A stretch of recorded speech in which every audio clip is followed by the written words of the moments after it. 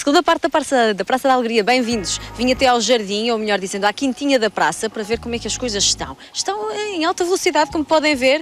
O nosso jardim está cada vez mais florido. Temos aromáticas. Enfim, o José também é incansável, está agora a regar. Se bem que eu acho que está a ameaçar chover.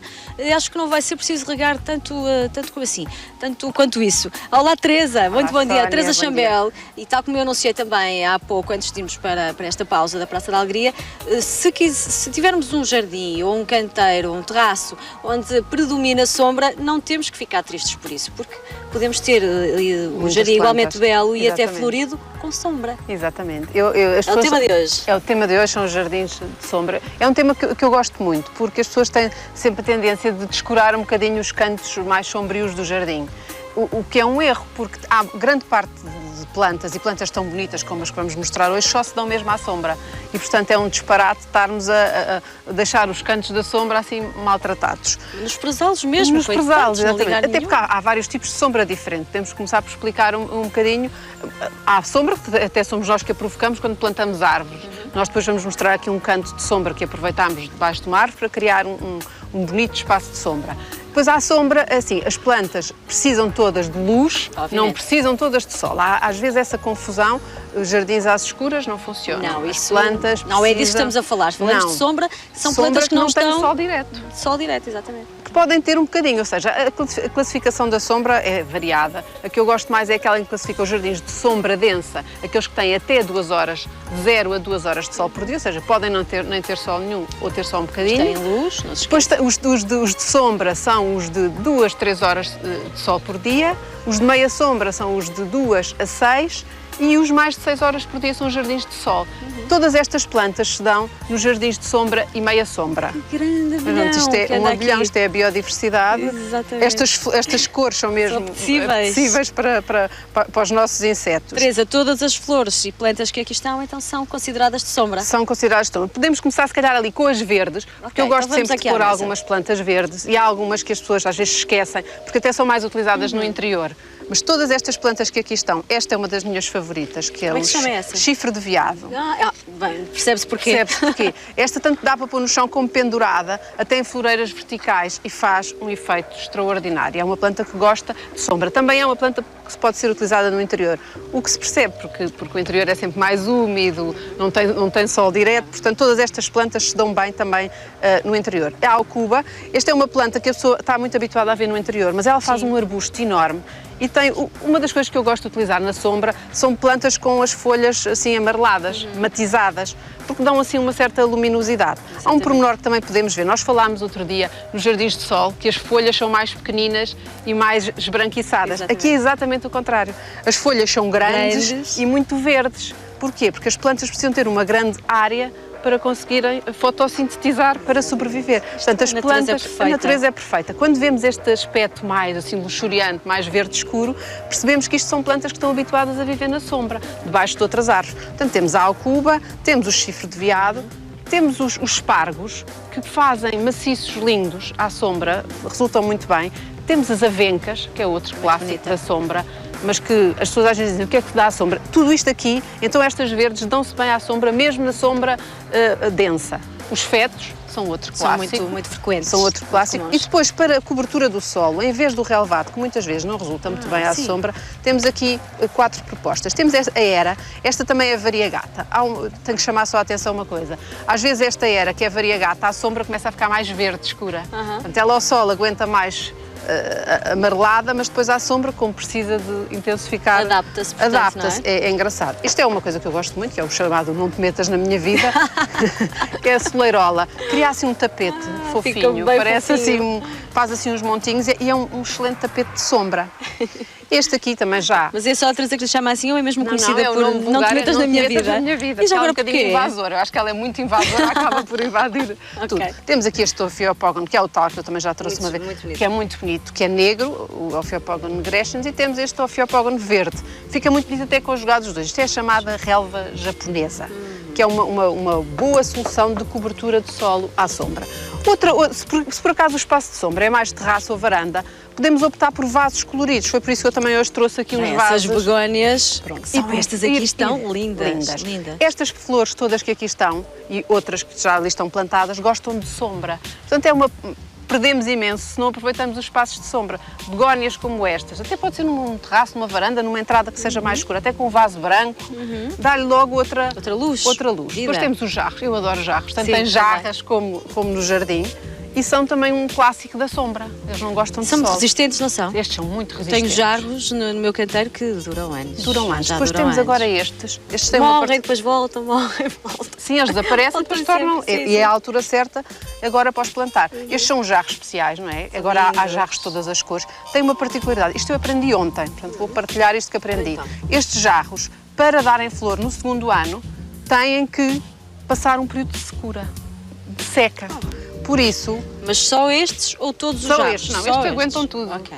Estes, portanto, é assim, se os temos no jardim, vamos ter que os tirar da terra, não é?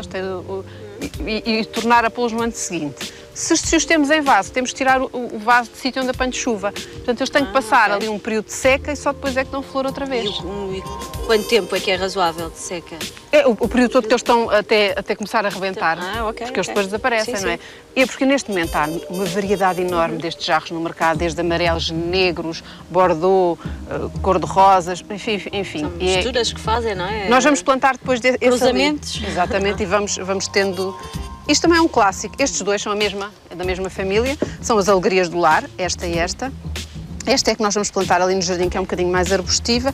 Também só gostam de sombra. Estas são anuais ou bianuais, ou seja, elas duram para aí 2 anos. No máximo, daqui a 2 anos, vamos ter que as tirar da terra e substituir por outras. Este é o clorofito, eu pulo aqui, mas ele também faz parte das verdes e das de revestimento, embora depois tenham umas flores. Também é uma excelente forma de cobertura do solo, até porque é branco e verde clarinho, o que ajuda a dar mais luz. Este aqui é uma das minhas flores favoritas, não é? Da infância, os brincos de princesa. Exato. Passaram um bocadinho de moda e agora estão lá a puxar. Vamos fazer ali um grande maciço de brincos de princesa. Os brincos.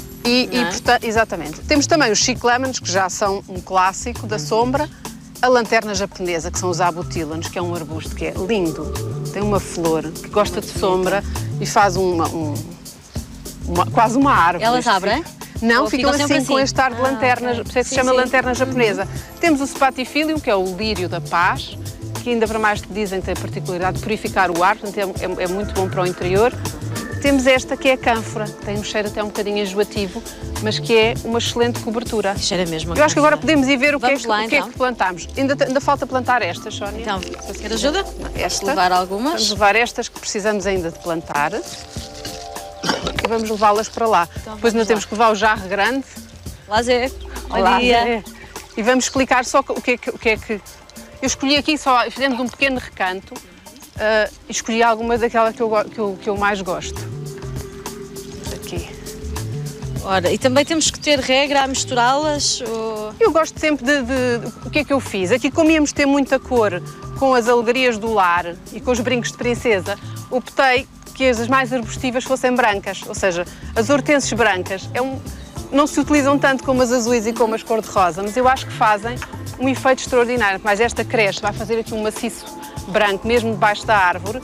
Depois temos os jarros, vamos pôr outro jarro branco ali ao lado, e onde o José está a cavar, vamos pôr aquele jarro cor-de-rosa pequenino. Depois o que é que acontece? As pessoas já vão tanto, se calhar, um bocadinho fartas desta minha conversa, é pôr em módulos manchas. Exato. Ou seja, esta vai ficar aqui, para criarmos aqui este canto com estas empácias. E aqui os brincos. E o brinco fica onde está esta estaca. Exatamente, essa estaca. Portanto, criamos aqui uma mancha, fica aqui um recanto de sombra que, se calhar, que nunca tinha sido aproveitado até agora e permite-nos criar aqui esta nossa árvore e vamos aqui um aproveitar esta que vai dar, que já está cheio de folha, mas ainda vai dar mais. Acaba por ter, isto não é uma sombra total, porque o sol acaba sempre por passar um bocadinho. Mas criámos aqui com os jarros tradicionais brancos, com as cor-de-rosa, com o hortense, que é tão vulgar, brincos de princesa e alegrias do lar, um canto que eu acho que vai ficar lindíssimo. Espaceias, porque elas vão crescer um bom bocado, não é? Por isso é que está assim com este ar ainda espaçado, mas isto vai ficar... Agora, isto foi cavado, a terra teve que ser preparada, tem que ser adubada agora na primavera, pode não ser adubada agora, mas daqui a uns 15 dias temos que adubar. Uma das vantagens também dos sítios de sombra é que precisam de menos adubações, porque geralmente são zonas, então estas que têm folhas, o solo acaba por ficar mais rico. Também precisam de menos mondas, porque aparecem menos infestantes que gostam mais de sol. E, portanto, são zonas que até acabam por, em termos de manutenção, haver uma manutenção facilitada, desde que se escolham as plantas certas para colocar aqui. Quantidade de água? A quantidade de água, elas gostam, são plantas que gostam de alguma umidade. Mas também como estão à sombra, também acabam por conservar mais a umidade do solo. Ou seja, não é preciso, se calhar, regar tanto como vamos ter que regar aquelas que estão completamente à chapa do sol. Porque estas acabam por estar aqui mais abrigadas. Elas próprias têm a sombra da árvore e fazem sombra umas às outras. Teresa, estamos a falar de vários truques então para aproveitarmos bem a sombra que temos. Por exemplo, aproveitar várias tonalidades de verde, que era o que falávamos também no início. É um bom truque, não é? É um bom truque. Nós podemos ter jardins só de verdes, misturando os verdes mais escuros, os verdes mais claros, usando também há truques. Por exemplo, se temos muros, pintar os muros. Pintar um muro de branco, de amarelo, uma cor que chama luz. Às vezes é o suficiente. Com este fundo, é? Com tantas plantas por trás de nós. Mas, por exemplo, basta pintar, por vezes, uma parede só de uma cor forte.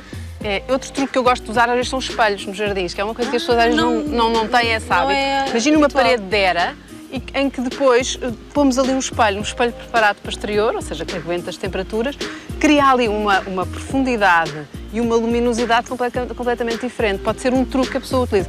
Utilização de elementos de água, por exemplo, um tanque que espelhe a vegetação, também acaba por dar mais luz, a água puxa sempre a luz e maior profundidade. Depois utilizarmos materiais mais claros, vasos brancos, vasos cor-de-rosa, vasos amarelos, enfim, não irmos para aquelas tons mais escuros que às vezes utilizamos ao sol.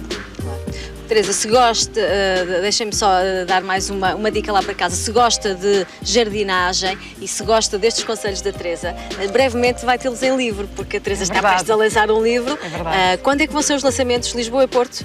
Em maio. Primeiro, eu também posso dizer já, por antecipação, criei um blog, para quem quiser saber mais, que se chama Um Jardim para Cuidar.blogspot.com. O nome do livro vai ser também Um Jardim para Cuidar. E o lançamento vai ser em Lisboa, primeiro dia 17 de maio, e depois aqui com a Sónia no Porto, no dia 28 de maio. Estão todos convidados. Com muito gosto, lá estarei.